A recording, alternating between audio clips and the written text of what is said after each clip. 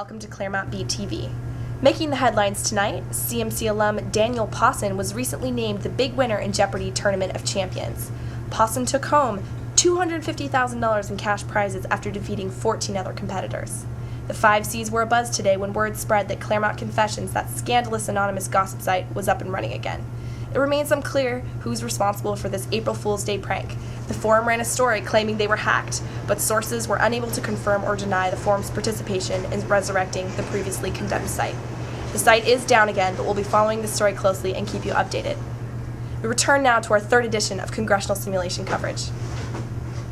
Good evening. For those of you just joining us, I'm Senior Correspondent Anna Martin, reporting live from Capitol Hill.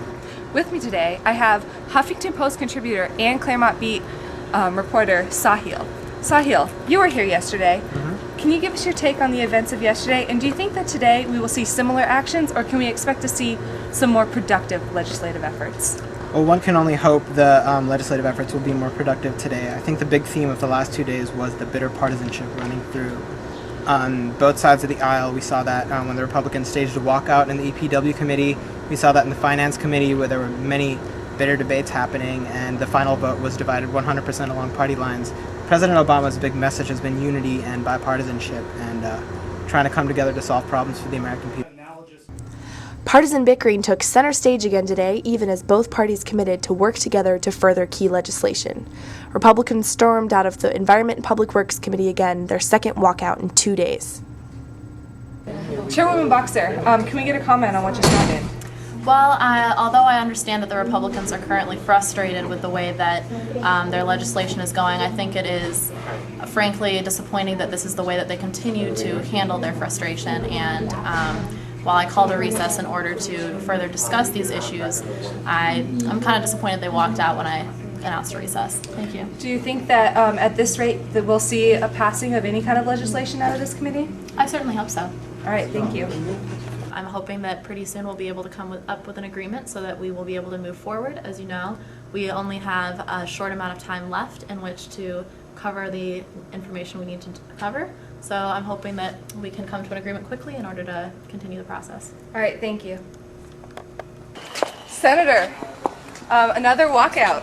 What went on, and what are you hoping to accomplish through these walkouts? Now, I generally am a fairly calm senator who prefers to work behind the scenes to accomplish legislation, but when I see the rats and the voices of my constituents and my fellow Republican senators being blatantly trampled on by the Democrat tyranny we have in this environmental committee, I simply felt compelled to walk out. Let me describe to you the situation.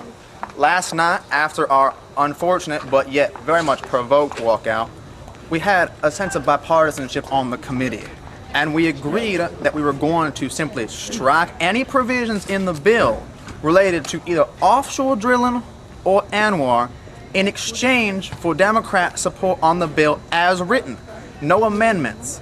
And I was told by another senator on my committee that right before the bill was introduced right here, or brought off the table, the Democrats had no problems with the bill, and we were simply going to go ahead with the bill. They attempted to blindside us and bring up a provision and then get in a rather heated and I would argue inappropriate fight with us, including the direct addressing of a senator against committee rules, in an attempt to stifle the minority on the committee.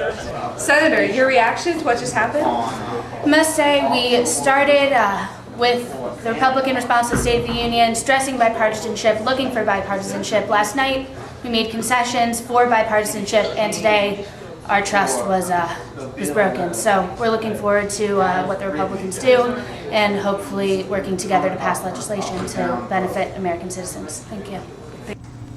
Fortunately, both committees in the Senate eventually reached bipartisan agreement on important pieces of legislation. Both Finance and Environment and Public Works passed legislation out of their committees tonight. In addition to committee drama, the Democrats had their own intra-party conflict today. In a surprise move by the Democratic Party, Senator Max Baucus called a quorum to replace Senator Harry Reid with Senator Charles Schumer of New York as Senate Majority Leader. The leadership swap was widely hailed by Republicans who hope Schumer will be more responsive to their concerns. President Obama spoke to the press on the matter. Members of the press, fellow members of Congress, and the American people, while I admit I am surprised about the recent events, I am not distressed. I've met with Senator Schumer and I am confident in his ability to advance the agenda of the Democratic Party. His commitment to the regulation that Americans are asking for will serve the people well. I thank Senator Reid for his time and valiant service to the American people. I only regret he was unable to see his efforts through. I wish him the best of luck.